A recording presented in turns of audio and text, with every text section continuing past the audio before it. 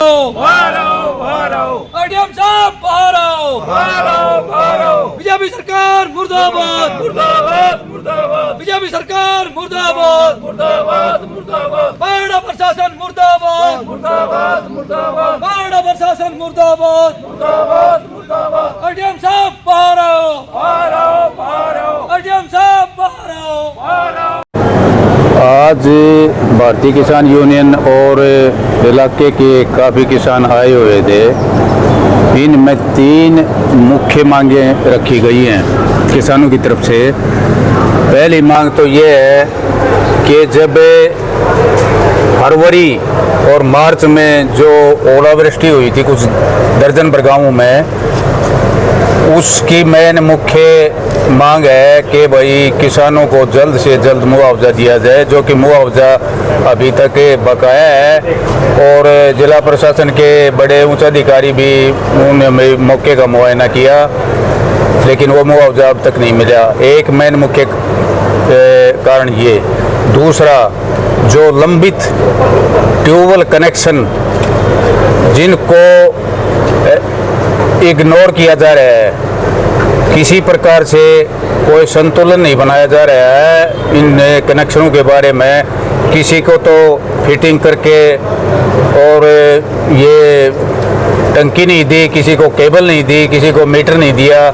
इसी तरह ये लंबित पड़े जो ट्यूबवेल, जितने भी ट्यूबवेल किसानों के जो ट्यूबवेलों के कनेक्शन थे वो तुरंत प्रभाव से जारी किए जाएं।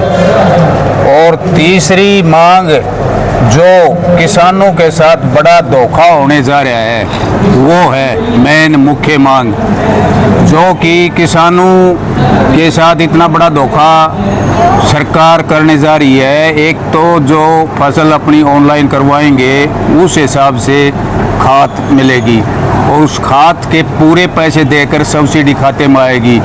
जिस प्रकार किसानों ने गैस सिलेंडर पर जो सब्सिडी में किया गया था, उसी तरह से ये धोखा है किसानों को, और किसान किसी सूरत पर भी इसको बर्दाश्त नहीं करेगा।